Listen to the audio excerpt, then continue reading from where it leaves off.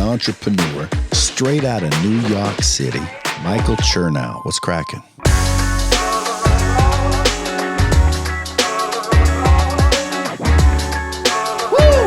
What's going on, guys? Welcome back to the Creatures of Habit podcast for another epic episode with an amazing guest. I've got a buddy on the show today. He is killing it in the world of online men's hormonal and longevity research. He owns a company called Hone Health. It is the largest online men's hormonal and longevity clinic, period. That is fact. And Saad Alam is the founder and CEO of Hone. I know that they are really at the forefront of understanding hormonal health, how men can optimize in life, really trying to destigmatize this idea that men have to stray away from looking to be the best version of themselves as they get a little bit older in life. And we're going to learn all about that today with Saad on the show. Welcome, man. Man, I couldn't be more excited to be here. I appreciate you so much, Michael. So morning routine happens to be the place in my life that I really owe my success to. Honestly, I believe. And some people will tell me that it's way too regimented, it's way too disciplined. I know that you have a pretty structured morning routine. I would love to hear what it is and sort of walk us through what that looks like for you. I love talking about this, by the way. So the first thing I'm always going to do, right? And I know you hear people say this, but your morning starts the night before. And it's the most important thing. Because if I don't prepare the night before, there's a high probability my morning is not going to work out the way I want it to. And I'm actually not a morning person. I've had to force myself to be one. So running a company like we run, unfortunately, the laptop probably doesn't close until 11 p.m. every night. And so that means your brain is constantly running. It never stops. Probably around 10:15, 10:30, I'm saying to myself, what do I got to do tomorrow? And I'm organizing my list because there's a million things constantly hitting, especially when you're growing this fast and there's so many patients you're dealing with and you're raising capital and you've got legal issues, whatever it is. And so I make sure my list is put together. I then start saying to myself, okay, let me figure out what I'm actually going to wear tomorrow. And I know that sounds silly, but if you know you're hitting the gym first thing in the morning at 5:30 or 6 a.m., I mean, I think you get up earlier than that. Mm-hmm. You need to make sure everything is actually put in your bag. It's ready to go. You got to make sure whatever you're wearing afterwards is ready to go, so you don't have to think about it. Yeah. Then I've got to say to myself, okay, my mind is racing. My wonderful girlfriend, my 2 dogs, they want to spend some time as well too. So I've got to carve off. I've got to actually take some time to figure out how to clear my mind. And right, this is very intentional. Doing breathing exercises. I then spend some time with them, multiple ways to spend time. And then the night before, I actually basically say, what do I accomplish that day? And so I use a wonderful app, 5-minute journal. And then I meditate as we're going to sleep, go to sleep. I'm up between 5:30 and 6 o'clock. I hate waking up in the morning. I wish I was one of those people that said, God, I pop up by myself. I'm not. I have to have that alarm go off. Alarm goes off. First thing I do before my feet even hit the floor, keep a liter of water on my bedside. I grab it, I force it down. It is one of the most uncomfortable things to put a liter of water down your throat every single morning, but after a while, you realize it actually is the single most important. Right. I get up, I'm probably half in, half out. I move out, I start meditating immediately while I'm kind of like in that alpha state. Meditate for 10 to 15 minutes, and I actually have used multiple different meditation apps. I've tried multiple different things. What I've actually come to the conclusion is Headspace has one very specific routine where you're moving kind of like an orb of light throughout your body, and that has been the most effective thing for me. Directly after that, I do my gratitude journaling. Do you gratitude journal? I think you do, right? For the people that don't, the science behind it is actually really interesting. Right, when you're kind of in that in-between stage, and you take some time to think about 3 things that you are grateful for. And you don't just think about them and write them down. You think about them, you visualize it in your mind, you almost picture what it's like to hold it, how it makes you feel. And when you do that multiple times, it starts training your brain to say, regardless of the situation I'm in, let me actually think about what I'm doing and be grateful for it in some way. And so I remember after about 4 or 5 months of doing it, I was at a lunch with someone that I normally don't like at all. Mm-hmm. And I remember catching myself going, God, I'm just so grateful to be here with this asshole. And I was like, what just happened? And it's interesting because when you take the meditation and combine it with the gratitude journaling, you constantly find that no matter what is going on in your life, you're just always happy. No matter what someone throws at you, you can figure out how to remove your emotions from it, and you can always find some perspective of taking that particular situation and actually finding the good in it, right? And so that has given me a tremendous amount of calm and satisfaction in my life. Then after that, it's gym. Every day I hit the gym. We actually work with the same trainer. I got to admit, I stole your trainer because... Are you still working with Teddy? Yeah. Teddy's the best. I love Teddy. We actually had him speak to our community a couple weeks ago, and he's so incredibly deep. One, knows so much about fitness, but then his personal mindset, way more impressive than I initially thought. Hit the gym. After the gym happens, then I sound silly too. Work with Teddy too on diet. I have my food. It's already prepared. It's ready to go. I don't want to have to think about it. And I will say this too. Teddy taught me how to work out less and to eat more and have my body change in the most dramatic ways in the shortest periods of time. And so I am grateful for that. And so that's kind of how I get my morning started. And then it's just, right, it's meeting, all the way through. Are there any habits that you have implemented on a regular basis throughout your day? You're obviously a very busy dude. I mean, every time I talk to you, you are arguably one of the busier people I know. You've got a bunch of things going on, and you're building a company that is like skyrocketing. So are there habits that you implement throughout your day that help keep you organized, grounded, on the beam? The reality is when you go from call to call and you are just constantly staying on the ball and moving your mind as fast as possible, it's really easy for your mind to almost go into overdrive. It's like when you start moving down a hill, it's kind of hard to stop it. When my mind personally goes into overdrive, what I realize is I make bad decisions, or I tend to get wrapped up in things a little bit fast. So what I force myself to do, and this is habitual, right around noon, I'm actually going to do, and it's short, 2 to 3 minutes of breathing exercises, right between a call, right before lunch, because what I realize it does is when I'm talking, I can almost feel my body constrict. And then when I take that hard pause, I take a moment to kind of just say like, hey, dude, everything's okay. Nothing to freak out about. That kind of grounds me. And this sounds silly too. And I think very similar to you, I have purposely engineered a life that gives me a tremendous amount of joy, right? I have my girlfriend and I, we also run a jewelry business. She works out of the place. We've got 2 dogs that we absolutely love. They're the best.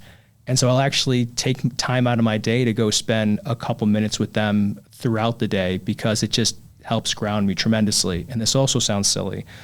I moved my mom to the next building over because I love my mom and I'm obsessed with my family and my brother. And so I constantly have them coming in and out as well too. And that really is, I mean, if I'm being honest, it's why I work so hard, right? It's because 1, I want to have a huge impact and change people's lives, but also 2, I want to take care of my family. And so I purposely said, what are the things I can do in order to make me feel like it's all one experience rather than having to really compartmentalize it in a very difficult way. I'd say the other thing that I spent a lot of time doing is at the end of every week, I am very intentional about who is it that I'm trying to become, right? And this sounds silly, but actually is arguably one of the best things I've done for myself. I created a 100-page manual on myself. And what that really is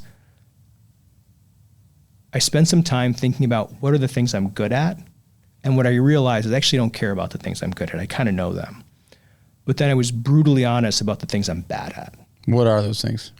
Oh my God. So initially, right, I'm an incredibly strategic thinker that can go deep into things, but I actually didn't like the details, right? And so that stopped me from being a really high quality operator. So I had to be very honest about that. And normally when people say, hey, I'm not good at this, they get emotional about it. They're like, fuck you, no. No, it's not that. I'm okay. And here's the reality. No, I wasn't good at it. Like I had to say to myself, do you care to be good at that? It was something I cared to get good at, so I had to create a plan around it. Other things too, sometimes I didn't want to have the difficult conversations. And what do they say? A person's success can be measured by the number of difficult conversations they're willing to have. So I had to spend a lot of time learning how to get uncomfortable. Let's unpack that for a minute. I want to unpack that. I think that's interesting. So say that quote again. A person's success can be measured by the number of uncomfortable conversations they're willing to have. A person's success can be measured by the number of uncomfortable conversations they're willing to have. So is that basically saying your level and threshold for communication of all kind is essentially going to dictate or paint the picture of what your success will look like? In a lot. If you are introspective enough to understand what should be communicated, yes, I believe that's true. In business and in personal relationships, and I can give you example after example. I think that's very accurate. Yep. I mean, think about... So when you said you didn't want to have the difficult conversations, give us an example of that. Let me give you maybe a business one and a personal one. Great. Right? A business one, I've grown up in a manner where I was always agreeable and people like me. Although I push very hard, people would say he's a really fun guy or a nice guy to work with, right? The reality is when feedback needs to be delivered, it's actually really valuable to deliver feedback in a very constructive yet honest way, because it makes sure that the other person understands the expectations you have. And they also understand about themselves what needs to change. And I could think about countless times where I was like, you know what? I want to say this to a person where I'm doing work with them, and I just didn't necessarily have the heart. And the other thing I think I realized too is, and this sounds soft when I say it, but if you say something and it makes me feel a particular way, if I take that and I hold it in, chances are I'm going to take that feeling, I'm going to kind of harbor a little bit of resentment towards you. But if I just say, hey, Michael, you said that, it was a little bit fucked up and it made me feel this way, you're automatically going to be like, it's his feelings. He's completely in his own right to have it. Let me think if I actually care and how I want to respond to it. And it's really interesting that when you have that conversation with someone, and if you do it consistently, then all of a sudden the things that most people hold inside, you just toss back and forth in a very free manner, and you actually create a much better relationship. You know, it's interesting. So I've been a business owner for years. Yep. And right now my team is about 8 to 10. For years, my team was 300. Yep. Right. And so my job as the founder of a couple of different businesses ultimately evolved from the creative entrepreneur to therapist, right? Like that was ultimately what I ended up. Therapist, project manager-ish kind of real estate deal maker in the world of restaurants, like running construction sites, dealing with, people managing and dealing with landlords. And it took years for me to sharpen the skill of being able to tell someone they're not doing a good job. Yep. Because there could be people that are not doing a good job that you really like. Like you could think someone is awesome, but they're just simply not doing the job that they have agreed to do. Yep. And it's hard to have the conversation with someone that you like, that you don't want to hurt their feelings, that you do want them to perform, and also having to tell them, hey, if you don't change this, it's over. It's a really difficult balance to walk, right? It's a tightrope to walk. And what I've learned, and I was not good for years. I mean, I remember very explicitly there was a moment in time where I had opened up my second restaurant concept, and there was a manager in the restaurant. She was a tough cookie. She was operationally very sound, really managed her P&L well. However, you can run a great P&L. Yep. You can be an awesome operator, but in the world of restaurant, people gotta like you. Yep. If you're an asshole, it doesn't work. They gotta like you. It's just, there's no way around it, right? Like, you are going to spark a cancer if they don't like you and you're the boss, and it is going to spread like wildfire, and it's going to take an environment that could potentially be awesome and heroic to toxic and gnarly. Yep. So I didn't want to let her go because she was one of the greatest operationally sound managers I'd ever had to manage. Her P&L was like amazing. Yep. All the SOPs in the restaurant were like, but I noticed that every time she walked out of the dining room, the staff would just roll their eyes. And I was like, oh shit, I got to tell her. And so I told her in a passive aggressive way, which is something I despise because I really didn't want to lose her, and I didn't want to hurt her feelings. Yep. And you know, I ended up having to let her go because enough people were just fed up with her attitude. However, she took me aside at the end of like in that process, and she said, you know, you need to hear something. And I was like, please tell me. And she was like, you need to be way more assertive. You are trying to tell me something, and I know you're trying to tell me something, and you want to tell me that I'm not nice and people don't like me. Yep. And I would much rather you tell me that I'm not nice and people don't like me than tiptoe around it, because I need to know the fucking truth. And you're doing me a disservice, and you're probably doing other people a disservice at the company. And I was like, kapow. That sucked to hear, but she was right. And so I really do think that it's very difficult as a leader in anything. As a father, you know, I don't want to tell my kids that they suck. I don't. I really don't. But guess what? It's good to hear. If I'm not going to tell them, Who is? who's going to tell them? When it comes to my kids, actually, truth is, my wife is the boss. But like, I'm second in command, Yep. right? And if the leaders of that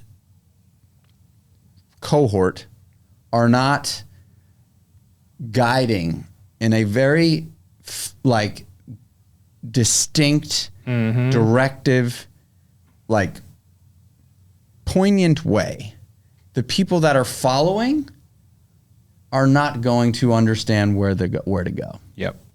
And that is, I think some of the greatest leaders are very good at telling people they're not doing a good job. Yep. I will say that I'm good at firing people. Okay.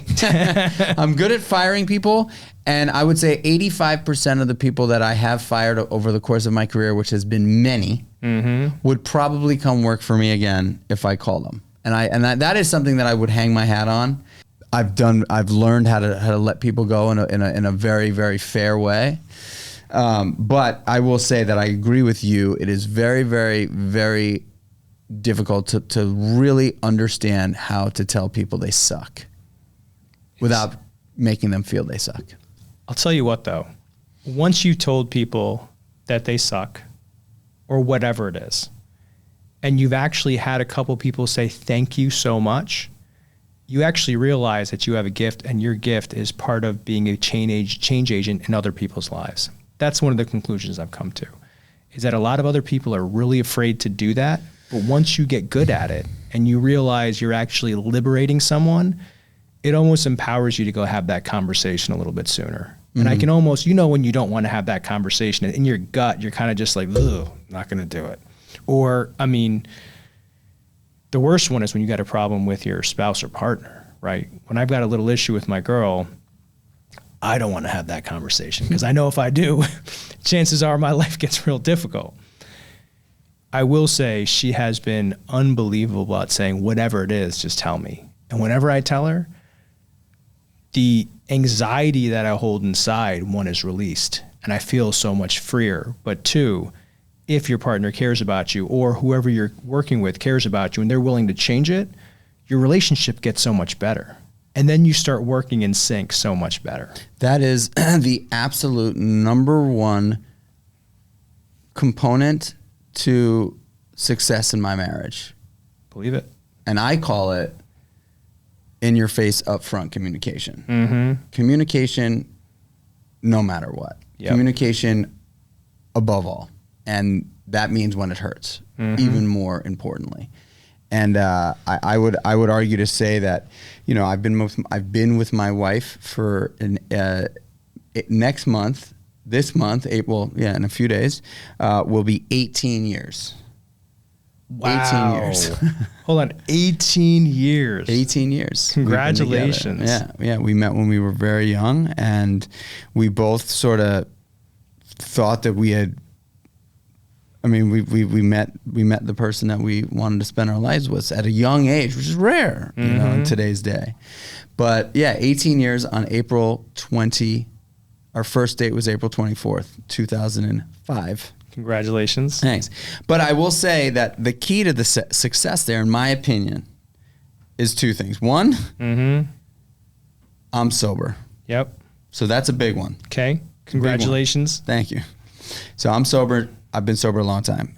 Actually, there's a number. 2, she is completely independent and self-sufficient. Very, very strong European woman. Literally the most independent, self-sufficient person I know.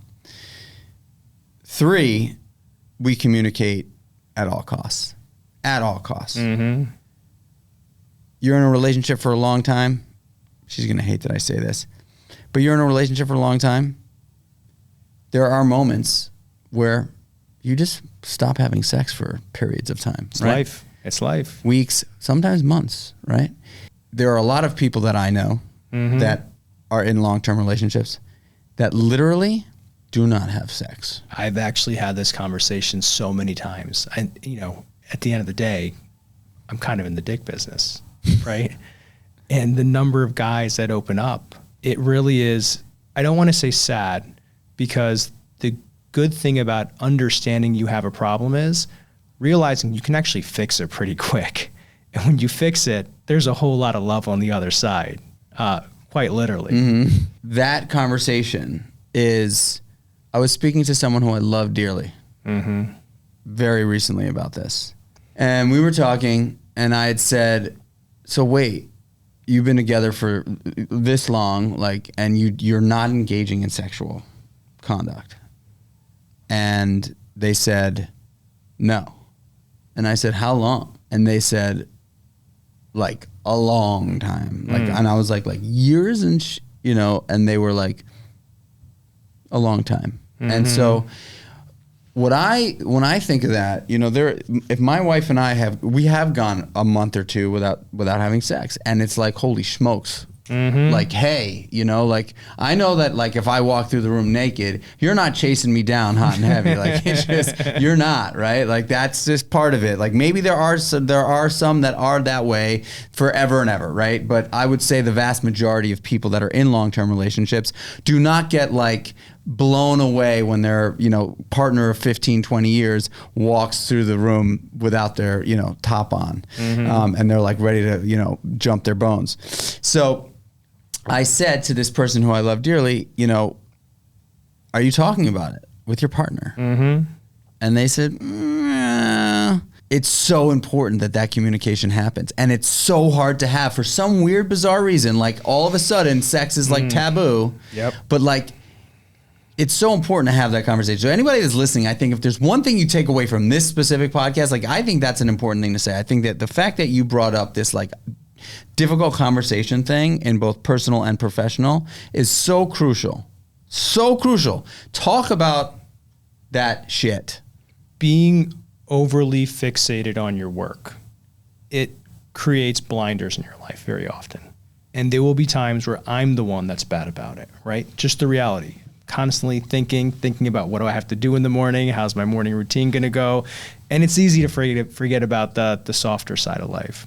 It's really interesting because my girlfriend will say sometimes, I miss you. And I'm like, what do you mean you miss me? I'm right here. And she's like, no, I miss you. And so what we did is, she's probably going to be dying when she hears this. We created 9:30. And what 9:30 means is shut it all down before 9:30 so we can be a little bit dirty. and hold on, it's actually the best thing in the world. That's incredible. We put 9:30 on my calendar. Now it's private, but it says 9:30. Mm-hmm. And 9:30 means like the stops are getting pulled out. Candles are coming out, lingerie's coming out. And so I know those 9:30 days, I look forward to it the whole day. I love that. Because it's like we're bringing it back to the first month you're together. How many 9:30s do you have on the calendar? So we always have, it is mandatory to have at least one 9:30 a week because there's some preparation that goes into 9:30, right? Mm-hmm. Fortunately, not from my side. God bless Rachel. But and then we always make sure there's a date night too, right? Which is always, she's been the one that's forced me to implement it in my life because the reality is that it's so easy to kind of just, I got to go on to the next thing and think about all the other things you got to do. And what I've realized is once the 9:30s and the date nights came back, I mean, our relationship just woke up again. And you said it right. I don't know what it's like being in for 18 years. We're just approaching 8. But I can tell you the thing I've realized about relationships is that it is, when they say commitment, or when your parents tell you it's all about commitment, they know it's because they've had to recommit themselves multiple times. You've got to fall in love with the person multiple times over and over and over again. And it's just natural that through the shifts and the seasons that life takes you, sometimes you're not going to connect. You're going to grow different directions. But if you're committed, you have the difficult conversations to say, like, listen, vibe hasn't been the same for the past couple months. What's up? You have to throw it all on the table, sift through it. Sounds silly. We've got a whiteboard we use. Got a whiteboard. It's one of the first things I put in my house. And we literally have relationship conversations on the whiteboard. Wow. But I'll tell you, it's worked out well for us. Wow. That is an amazing tip. I've never heard that. That is a new one. So you whiteboard out the relationship journey.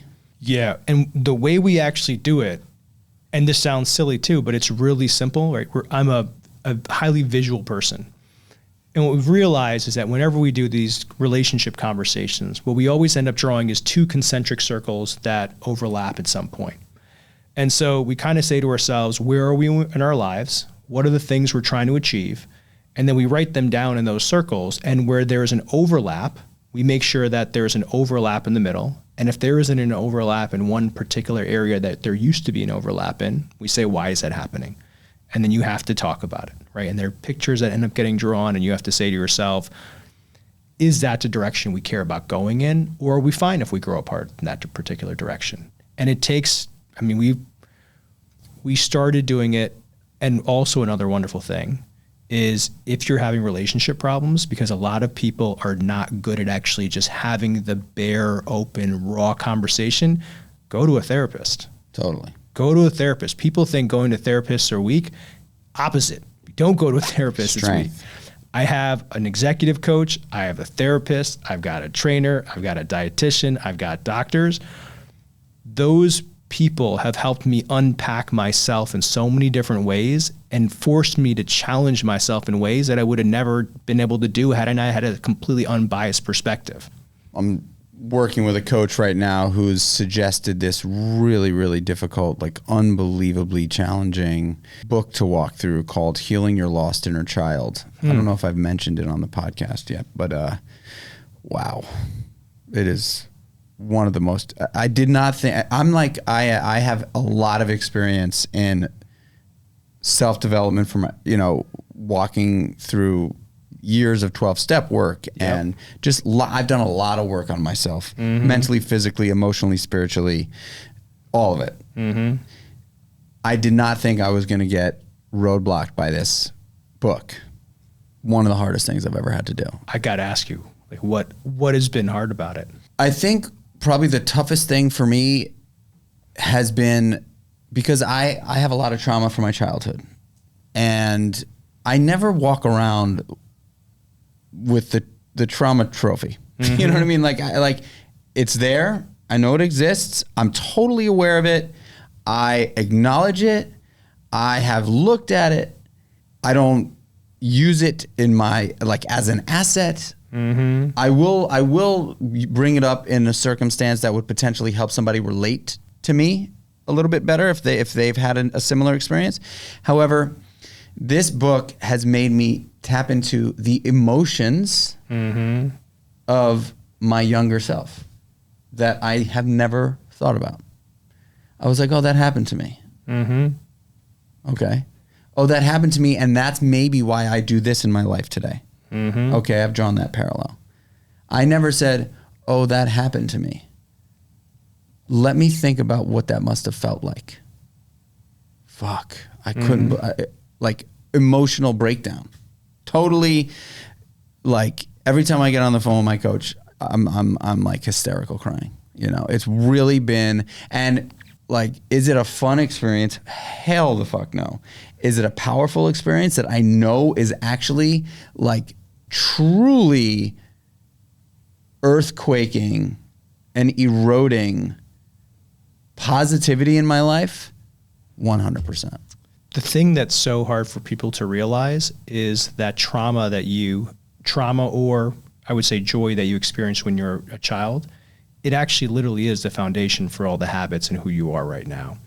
And so I have let's just call him an incredibly successful former board member who you would think would be one of the most conservative people in the world, based upon the company he worked for, the amount of success he's had. When you look at him from the outside, it looks like, just a wonderful 65-year-old guy with wonderful 65-year-old wife and, 2 great dogs. And he recently got into therapy using psilocybin, right? And I was shocked when he brought it up one day. My girlfriend and I go to dinner with him and his wife regularly, and it became a 3-hour conversation.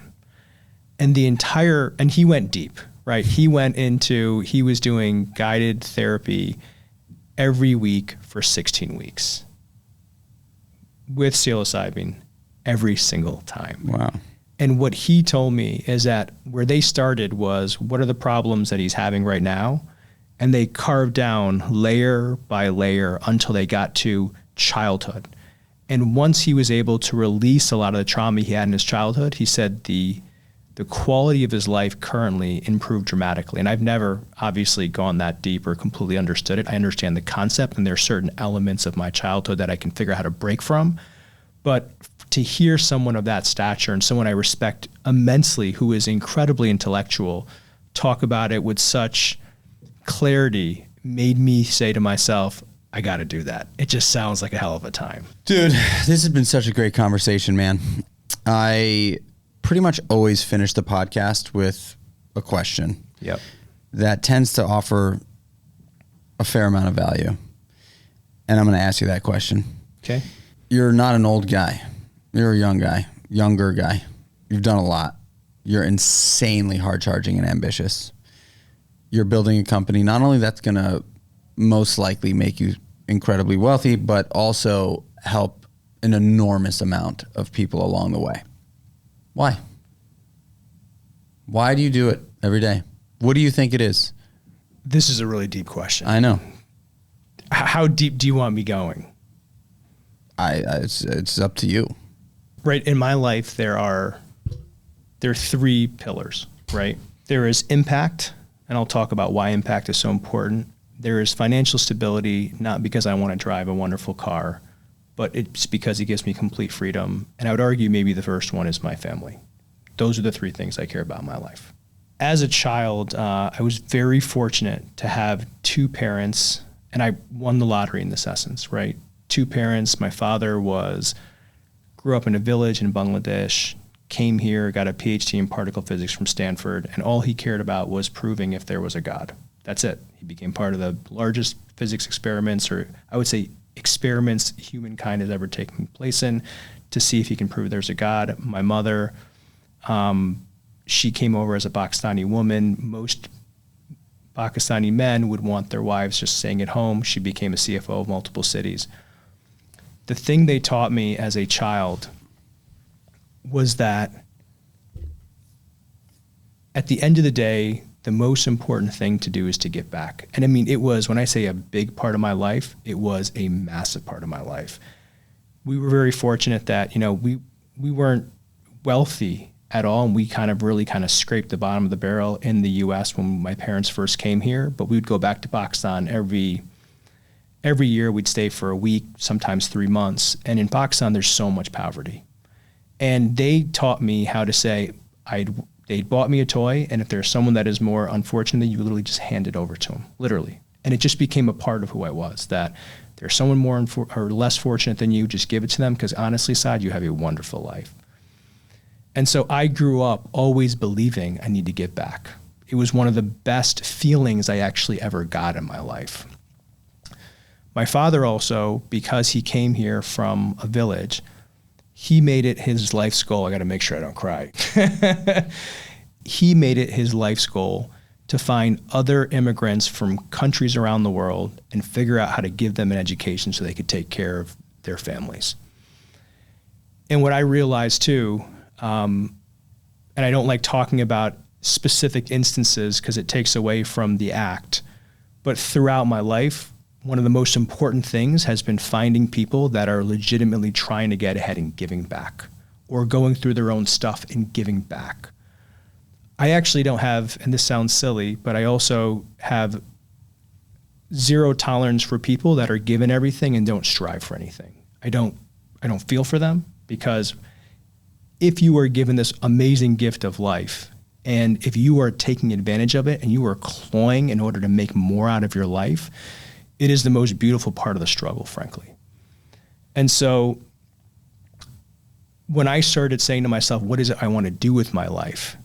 It really had to do with impact. It had to do with giving back as much as possible. I was in a wonderful joint MD MPH program at Columbia, right? Top school, worked my entire way to get there. I sat down the first day. I was with a guy named Dr. Paul Branroff, right? He was he was a 2 PhDs in MD, all 3 from Columbia, and I was a punk. I used to run clubs in college, right? And I literally came from running a club to my first day of graduate school, and I basically sat down with him. I said, I'm paying you. Why don't you tell me why you're here? And he's like, what do you mean? And I was like, well, look, you got a MD, you're a cardiothoracic surgeon by training. You could be across the street at Presbyterian making $2 million a year, but yet you're sitting in front of me advising me in my MPH. Why? And he says, over the course of a day, I can maybe help 10 to 15 patients. I'm going to start operating on a hole about this big, and my entire life will be confined to that. And maybe over the course of a year, I can serve 3,000, 4,000 people. He says, with my PhD, I'm working to eradicate all of the arsenic in Bangladesh's drinking water, and over the next 10 years, I will be responsible for saving 65 million people's lives. And when you hear that, it's so poetic. It makes you realize that one person's life can have such an impact like that. And very quickly, it was literally in that moment I said, I'm not going to go to med school. I'm not going to do it. I went home and I told my parents, and they said, if it's impact you want, go chase another direction if that's what gets you excited.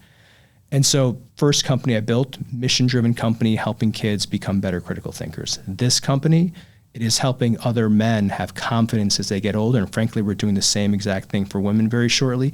But it is all about when you're going through the darkest time of your fucking life, Michael, how is it that I can help you, give you stability in your life so you can go build a better life for yourself?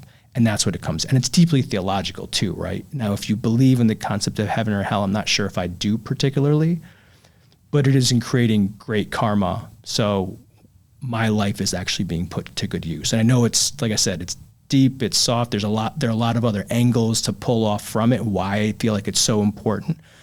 But honestly, it's become like the single most important driver in my life, like giving back and helping out. Whenever I do it, there's several people we're hiring right now because I saw them struggling. They were pushing it. They were immigrants. And I was like, I can just tell you want it so fucking bad. I got to give you an opportunity, right? That's why I do it. Goddamn. That was a mic drop, and that's how we're going to end this episode. Saad, it was so awesome to have you on the show, man. I really appreciate you taking the time. What you're doing is incredible. For the listener, how can they find you? Find me, honestly, I'll give you my email. It's salam@honehealth.com. You can find me on Instagram. It's Saad Alam, and those are probably the two easiest ways, frankly. And Hone Health? Hone Health. Yep. Hone Health.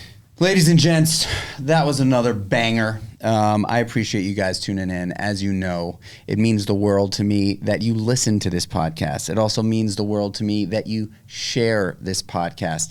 And it would mean the double, triple dog down, dirty dog down, 9 dirty to me if you would write a review and give us a 5-star rating on Apple Podcasts. I will be giving away, starting in April, a box of Meal One for one lucky review that I read. I will be reading reviews every single week.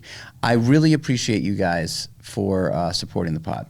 And as you know, until the next one, y'all, peace.